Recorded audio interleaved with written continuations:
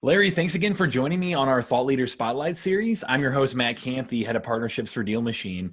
On these, we really like to shine a light on industry experts, these thought leaders who have inspiring stories that can educate our audience on their lessons learned and their life journey. So today we have Larry Goins. Larry has been investing in real estate for over 30 years.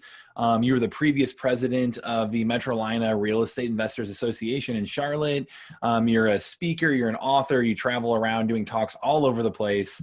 And you're also a family man. So I love to hear how you balance your work with your home life as well. But I'm really excited to talk today, Larry. I know I'll ask you a little bit about the trends you're seeing, about how you set up your team, about how you market to property owners, how you negotiate with property owners. But I'd love to hear from your words, a little bit more about your story and how you got to where we are today as well.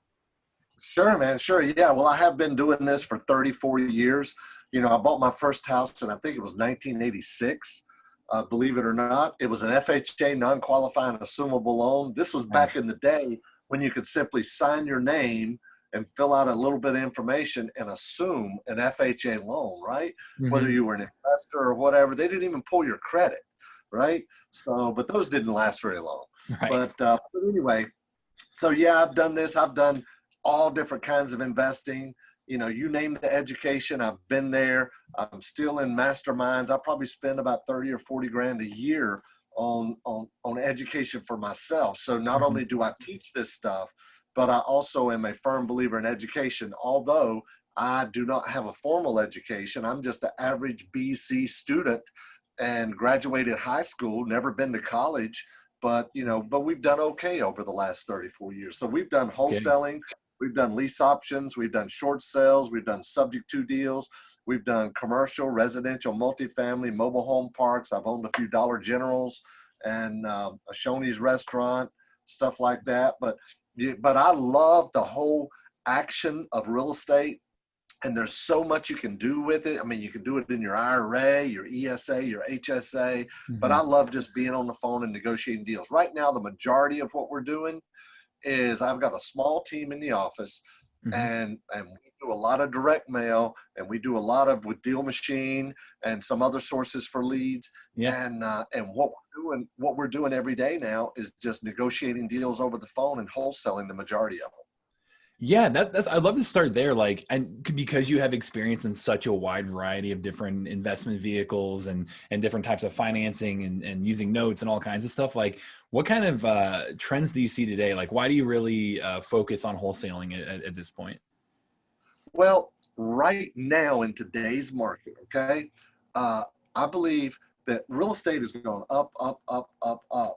And I mean, yeah, it could keep going up, but eventually it's going to come down. Remember this, guys, write this down. Trees don't grow to the sky. What comes up comes down, right? There is cycles. There are cycles. So I am wholesaling everything right now for the vast majority of it, and with a few minor exceptions. But for the vast majority of them, we're wholesaling everything. There will come a time when the market goes back down, there will be a good time to do buy and hold, do seller financing or whatever. But right now we're buy, sell, buy, sell, buy, sell. And I'm a firm believer right now in stash cash for the crash. Write that one down too. Stash cash for the crash. Now it's not going to be near as bad as it was in 2008, 9, 10. However, and the reason it's not going to be as bad is because there weren't lenders out there making, 125% loans or doing deals upside down or all that. So there's going to be a crash, but it's not going to be near as bad as it was in 8, 9, 10. But now I believe is the time to stash cash for the crash. Write that one down. Yep. Yeah. And like you said, you've been through this, 34 years. So you've seen those cycles. You've been up and down with this type of thing. So, yeah, I mean, with your team, I know obviously, like you said, you're wholesaling mostly right now, but can you tell me a little bit more about how I know you spend most of your time right now on the phone making offers, and I really love how you kind of have this setter closer model set up with your team. Can you tell us a little bit more about that and how you came to that model and what those roles mean? Sure, absolutely. So there's a lot of people out there, a lot of guys out there like myself that are scaling. They have acquisition managers. They have lead managers, they have their whole teams, and they're kind of out of the picture. Well, I love real estate. I got to be doing something. I'm not the kind of guy that's going to sit around at the house and play guitar all day long. I got to do something. So I love being on the phone. I love negotiating. I love the thrill of the deal. I love renegotiating deals, as well. So the way we have it set up is I have two ladies in the office, and they're called my setters. When the calls come in from our DealMachine postcards that go out and our other postcards and other marketing as well. So when the lead comes in, they get on the phone and they qualify them. Well, I shouldn't even say qualify. They don't qualify them. They gather information. They gather property. I call it the property pedigree, right? Number of bedrooms, number of baths, what's going on with the property, what condition it's in. And then they ask motivational questions. How long have you been thinking about selling? How soon do you want to close and get your money? Is there anybody else involved in the decision-making process? If you and Larry come to an agreement, are you ready to get the paperwork started so we can get you your money as soon as possible? Questions like that. So once they set it, they get through all the questions in our CRM. Then they say, let me put you on a brief hold, see if Larry's available. I could be up at our mountain house like last time we talked, or I could be at the beach, or I could be anywhere in the office, and they will chat me or text me on my phone, hey, can you take a call? I'll log right in, or chances are I'm already logged in, and I'll say yes. They'll chat me the link, they'll transfer the call to me live, and I make an offer right there over the phone. Love it. Yeah. That's an amazing model. Yeah. I mean, do you think a lot of the people on, listening to this especially are probably, more of a new investor, like maybe scaling a small team or even like newbie into this? Is there a certain model you recommend for them, or do you think, is this something that you think you can set up really quickly, as a beginner, or? Oh, that is a great question, man. I got to tell you, I am a firm believer. You don't want to ask somebody else to do something that you haven't done yourself, right? Mm-hmm. So if I had never done setting, I would never ask somebody, and there are newbies out there, people who are just getting started, and they might be thinking, oh, I want to get a setter, and that's all well and good. And there's companies out there that will do that. You can just hire a virtual assistant to do it. We happen to have them here in the office, but you can hire a lead manager or setter or whatever to gather that information. But I'm a firm believer you need to understand and know it yourself first before you can transfer that task to somebody else, okay? I just do it because I know my biggest payoff, my unique ability, my highest bang for the buck is me talking to a seller about price. I know that, right?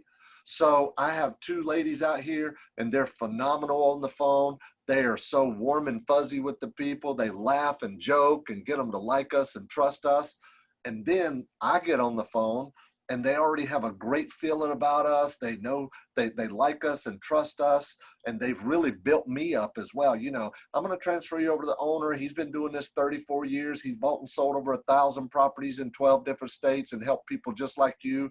I'm sure he'll probably be able to help you as well. Stuff like that. Yep. So once they transfer it to me, I just make the offer. Now, I don't get them all on the first phone call. In fact, I don't get most of them on the first phone call. Most of it is, well, let us think about it, talk about it, pray about it, whatever, and then we'll follow up in a day or so. But I could use other people to be acquisition managers, but I make 2 or 3 different kinds of offers on every single phone call. And I'm a firm believer you need to do that. And we can talk about that too if you want to, but 99% of your iBuyers out there, your cash buyers, whatever, investors, wholesalers, they're a one-trick pony. They make a lowball cash offer, and that's all they have in their tool belt. And I'm not like that. That's the reason I get so many deals. We're closing on, I think, 17 or 18 deals this week. That's a very high week for us. It's kind of a package deal, but we just closed on 2 earlier this week, right? Mm-hmm. And some of these, like that package deal, we're buying it for 100, we're selling it for 160. We just closed on one 2 days ago that we bought for 100 and sold it for 145. Mm-hmm. Not every deal is a $40,000 or $60,000 wholesale deal, most of them are 10, 15, 20, sometimes 25 or 30. But, but you don't want to be a one-trick pony. You want to have more tools in your tool belt. That's how you get more deals when other people can't. Yeah, and I would love to get to that question, but before you even get to that stage, I know you touched on the direct mail, talking about direct mail to generate leads and how you get on phone calls and whatnot. Can you give us a little more around how you go through that process and what makes you so good at that direct mail outreach to create the conversation to begin with? Sure, sure. Well, the first thing is, yes, we do have a list and that we market to, and I love the free and clear list. Okay. There's a lot of people that don't, but I love the free and clear list. A lot of people go after the delinquent, the in foreclosure or pre-foreclosure or notice of default. I don't do that. I like the free and clear list. And don't get me wrong, we buy properties from people who don't own property free and clear, but I love the free and clear list because it gives me so many more options, right? Mm-hmm. So we mail them out, and everybody on our team, as well as anybody that works with us, is one of our team members, one of our boots on the ground, one of our bird dogs for DealMachine. So when they're at our out looking at properties, as they're driving by, they're like, whoa, let's stop and take a picture of that, right? And it goes in DealMachine. And we have our own tracking phone number just for DealMachine. So anytime a lead comes in, we know, hey, that's a DealMachine lead right there, right? We have our own tracking number for our direct mail, for our DealMachine, and for our website, and for other sources as well. So when those leads come in, we know exactly where that lead came from.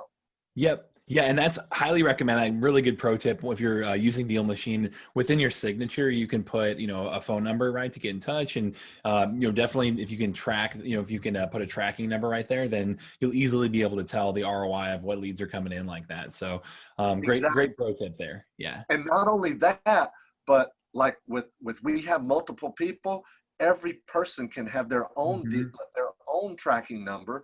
So if Courtney puts a deal in the system, and while she's out looking at a property, if she puts the deal in the system and a lead comes in, I know, oh, this is from Courtney, so we take care of Courtney, right? So same thing with whoever brought the lead in. Yeah, especially so if you're on our enterprise level and you're hiring a team out there driving for you, that's a really, really good tip too. Is you get unlimited signatures, so you can put in different tracking numbers to make sure which driver specifically was on that generating that lead. So Exactly. yeah. When you're going out and doing that, I know you mentioned like you're qualifying the seller. Is that qualification process? Is that all through the setter's conversation, or can you talk through how you think through qualifying in general?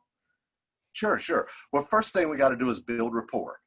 And the best way to do that is talk about the house that they called about, right? Talk about the house they called about. And which, by the way, that I know direct mail is very expensive. We spend about 10 grand a month on direct mail, but I know it's very expensive, but I would much rather have the phone ring than I would, send out an SMS or cold call or RVM or whatever, because when they call us, they're looking for help, right? Now, yes, some of them are curious. Some of them want to be removed from the list. But for the most part, it's somebody who called us and they want to sell a property. So the best thing to talk about first is the property. Hey, tell us about the property that you're calling about. So they go through a number of bedrooms, number of baths, what is the square footage of the property? How long have you owned it? How did you acquire the property? Is the property vacant, rented, owner occupied, occupied other? Well, I got my cousin living in it. Oh, your cousin's living in it. Oh, are they paying you rent? Well, they're supposed to, but they're not. Oh, wow. How's that go over? It's probably going to be embarrassing when you see them at Thanksgiving coming up, isn't it? Just a little stuff like that, because people don't think about this, and it's also an opportunity for them to inject things like, yeah, we've bought a lot of properties from people who had relatives living in it, and they didn't have the heart to tell the relative they're going to have to move.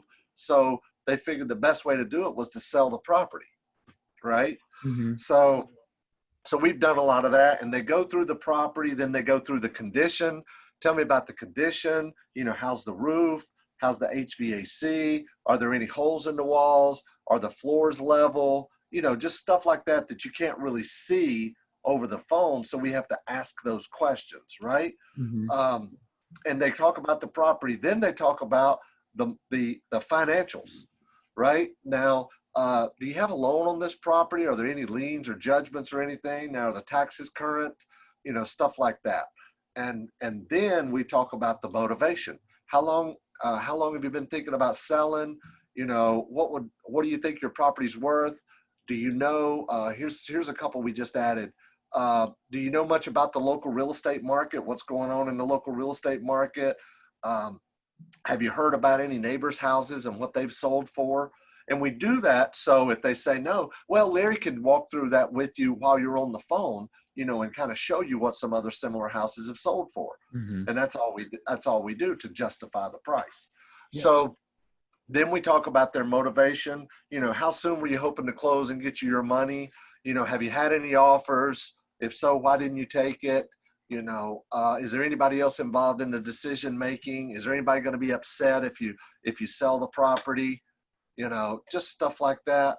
And then one of the last questions is, if you and Larry come to an agreement, are you ready to get the paperwork started so we can get you your money as soon as possible?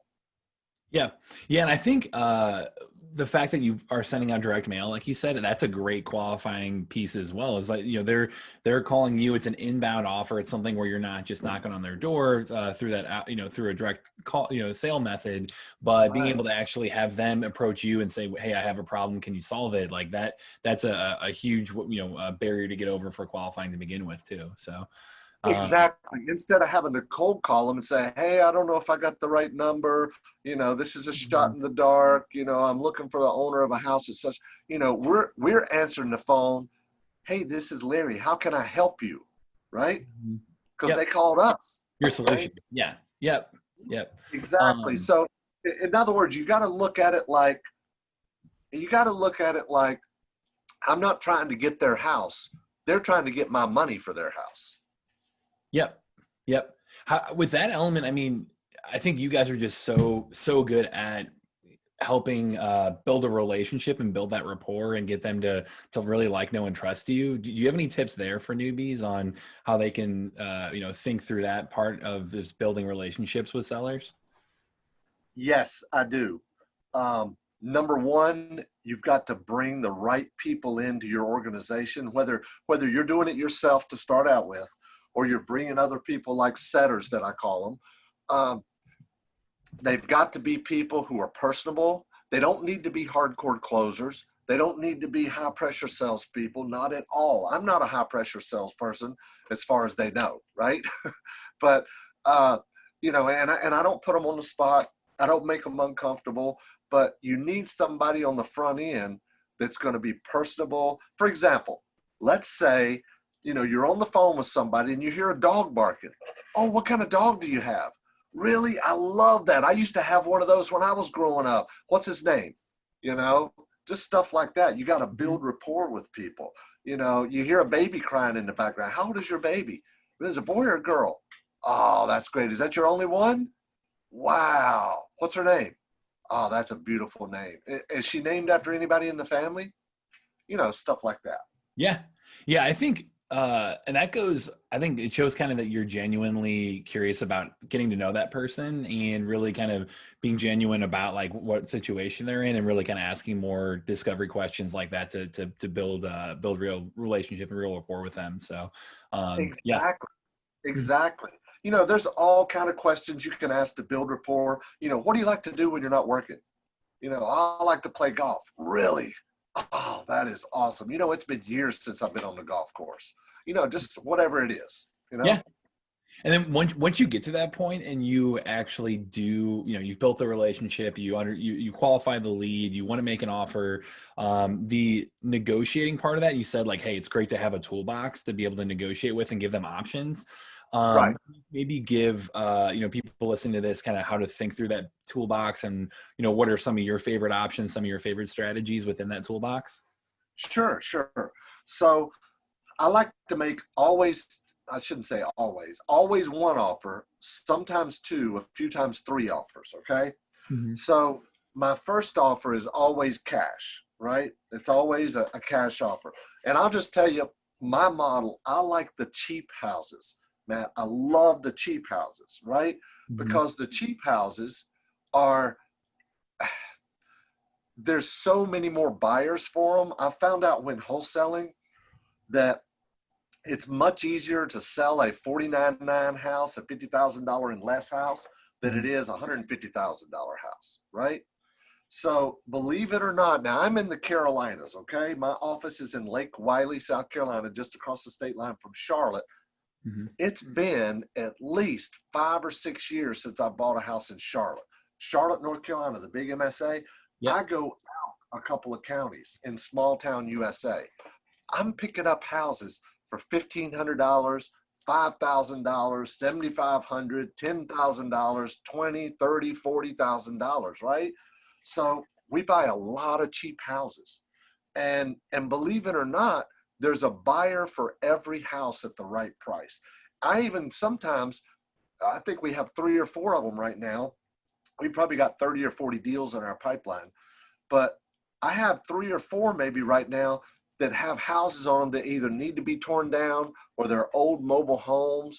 And I buy some of those with cash, or I make my second offer. Remember I told you I like free and clear property? I'll tell somebody, look, you're wanting $15,000 for this. The last house I bought, very similar to this, I think we paid $3,000 or $4,000 for it. And you and I both know you're not going to take that, right? Because you've already told me if you can't get 15 grand for it, that you're going to keep it. You'll let it rot, right? Let me tell you how I can get you the 15,000, okay? I can pay you the 15,000. However, I can't pay you 15,000 cash. It just doesn't warrant that. But I can get you your 15,000 if you would be willing to sell on terms. What that basically means is, instead of receiving all your money up front in cash, you would receive monthly installments plus interest, right? So would you like to hear more about that and see how that might work? You know, well, yeah. So I get out my financial calculator and I just run the numbers and say, okay, if we bought this property and paid you exactly what you're wanting, $15,000, and we pay, and the banks right now, if I went to the bank and borrowed the money, they're going to charge me 2 or 3%. I'll pay you 4, or I'll pay you 5, or whatever, right? So, and if we finance it for 60 months, that's 5 years. It'll be a payment of whatever it is, $198 a month, right? So for the next 5 years, you're going to get $198 a month. And at the end of it, you're going to have received a total of $18,237, right? Whatever. I'm making the numbers up, but you know what I mean. So, you know, you're not going to get all your cash up front. However, you will get exactly what you want for it. And you already told me you're going to put the money in the bank anyway. And what is the bank paying? The bank's paying 0.5 to 1%. Now you're going to get 5% interest on your money, right? So all I really do with those deals, this is the best part. All I really do with those deals is I market those properties with owner financing. I say, you know, $10,000 down, you know, get you owner financing. And so I get the 10 down, and then my buyer is making payments to the seller, and I just step out of the deal. All I really do is sign those contracts. So you would be amazed. I mean, I've bought properties where we paid $50,000, $60,000, $70,000 for a property, and somebody would finance it for 15, 20, 25 years, and they're in their 70s, right? And the reason they are willing to do that is when I let them know, a lot of the sellers I talk to would much rather have an heir. You know, if God forbid, and that's the way you got to say it, if God forbid something were to happen to you, you know, most of the sellers I talk to would much rather have their children or grandchildren inherit a monthly payment of mailbox money than have them inherit a problem property where they have to deal with tenants, trash, termites, and toilets, right? So you can rest assured that if anything happened to you, your heirs are going to keep receiving that payment every single month for the next 20 years. And I literally do this when I'm on the phone. When I'm on the phone with somebody, I'm literally doing this every month for the next 20 years, right? And it's a little dramatic to them, and they realize, oh yeah, just like clockwork, right? So that's the second kind of offer that I always make. if the property's free and clear and we can't come to an agreement on cash price. I've bought lots like this. I've bought land like this. You know, land is very, very difficult to sell, you know, and because I got no way to improve the value. So if I'm picking up a lot that's maybe worth, really it's worth $20,000, I either got to pay you about $2,000 cash, or I can pay you 20 grand, but on the installment sale. And then I just go find somebody that'll give me. With land, it's a little more difficult. You can only get maybe 3 or 5 or 7 or $10,000 down, right? Mm-hmm. But, you know, it's still a way to turn a dead lead into a deal where you put money in the bank. Wow. What is the, you said typically if you have a third offer, is there another certain approach you take with that that's any different, or? Sure. Let's say this. Let's say, you know, let's say they're asking $50,000, okay? They want to be at 50. Well, I need to be at 20 cash, okay? 20 cash. So I can pay you $20,000 cash, or I can pay you the $50,000 on the installment sale, you know. But sometimes I get people that say, oh, I don't want to do a 20-year loan. You know, I'm not going to be around. I want this done before I pass away. Okay, I'll tell you what I can do. I'll give you $40,000. I can give you 20 now, and I'll give you 20 in 5 years, right? Mm-hmm. So it's either cash at 20 or 50-50 at 40, 20 now, 20 and 40 in 5 years, or I'll give you exactly what you're wanting with 5% interest. And I never mention interest on the 50-50 deal. It's 20 now and 20 in 5 years. Yep. Man, this is phenomenal. Yeah. I mean, what about the other side of the equation, like the buyer's list? How do you go about building that? How do you, you know, I'd love to hear kind of your process of, you know, once you have that property ready to go, how you kind of think through the other half of that equation.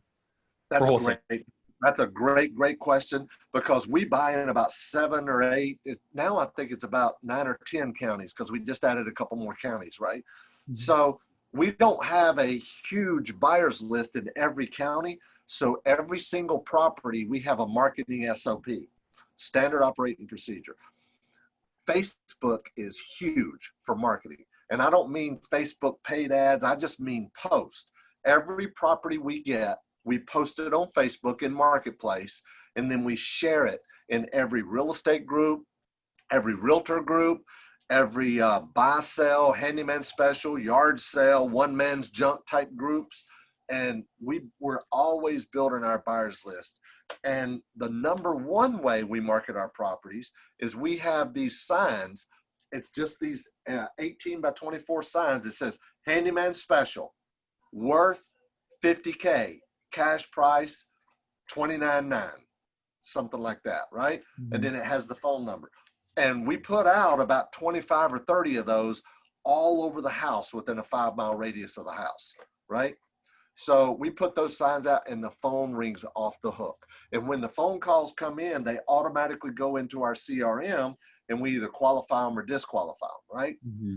And if they're like, hey, do you do rent to own, or, you know, is this property for rent, or, you know, I only have, you know, $2,000, so we'll either mark it as dead or whatever. But if they're a cash buyer and they want to get on our buyers list for future deals as well, we'll mark them as a lead, mark them as active, and yeah, exactly. We can continue to market to them. So that's kind of how we market our properties. So we're using every single property to build our buyers list. Yep. Yeah. So for those calls that come in, are you doing the similar like setter closer model for that as well? Like, what does that process look like? You know, we're actually not, because I've got one lady in our office. Okay. I got one lady in our office, Lorraine.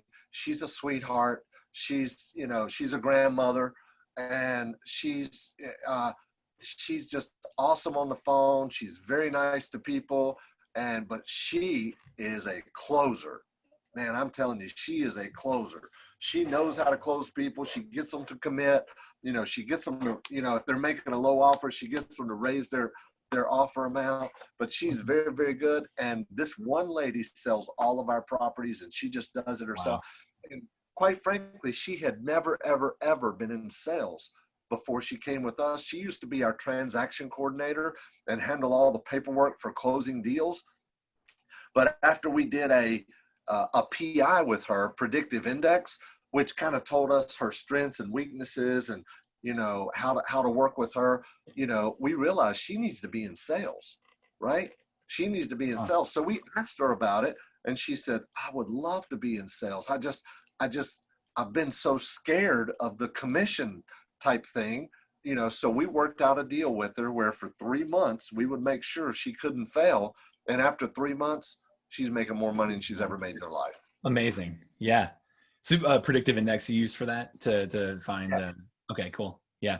Do you have any tips on like recruiting and finding those, talent like that, or, finding people that you think would fit a certain role within your organization?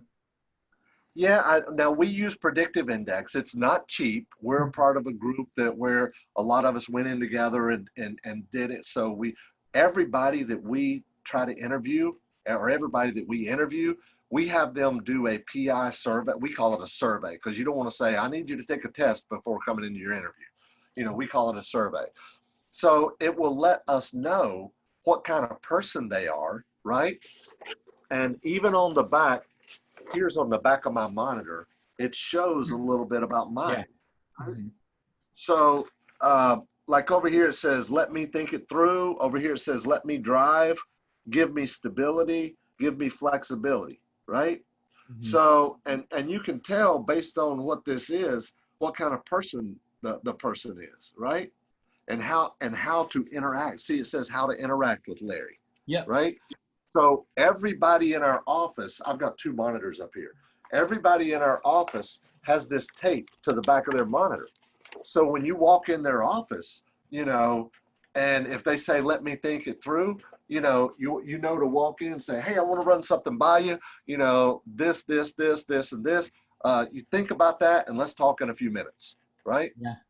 Love that. Yeah. How did you, on the recruiting side, like how did you, how do you, whenever you're looking to hire like that, how did you kind of find talent to begin with too?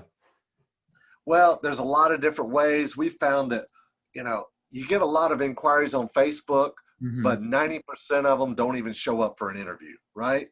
So where we get our most quality people probably is Indeed, on Indeed.com. Yeah, and that's actually pretty true for our drivers. Even like I'm not sure how you guys are currently recruiting your drivers to find deals and whatnot using DealMachine, but we've had people. If you're getting that first driver through a Facebook or through a family connection or a friend or something, that could work. But when you really want to scale your driving team and find people who are serious and are going to actually like fully commit to this and use the time required to really scale your business and help you find leads like that, Indeed's probably the number. So awesome. Well, this was phenomenal, Larry. I mean, very, very tactical, super beneficial for a lot of people who are listening to this, I think, to help them get started and get in the right mindset to generate the deal, to close the deal, to wholesale the deal, to build the team, all of that. So thank you so much again. Can you kind of tell people if they want to continue to hear more about, your education? I know you speak, I know you have a book, I know you do a variety of things. So how can people get in touch with you best? Yeah, I've written, I think I might even have a copy up here somewhere. I've written several books about real estate. Mm-hmm. I only have one of them right here. This is HUD Homes Half Off. And the other book that kind of teaches more about what we do every day is called Getting Started in Real Estate Day Trading. If you go to my website, LarryGoins.com, Goins, you can opt in there. You could even call 877-LARRY-GO and request a copy of the book if you want to, 877-LARRY-GO. And we'll email you out a PDF of it. I'm not going to mail you a book, okay? But I'll email you a PDF of the book.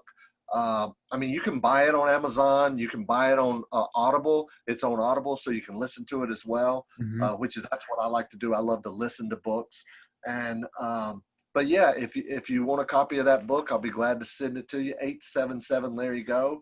Go to Larry Goins, opt in. We send out weekly emails about training and education and, just tips and things like that. Yeah, amazing. Thank you so much, Larry. I appreciate you being willing to share all this knowledge with us and giving this offer and everything. I'm appreciate your time. This was great. Awesome. Thanks a lot for having me, buddy. I really appreciate it. It's been cool hanging out. Awesome. Thanks, Larry.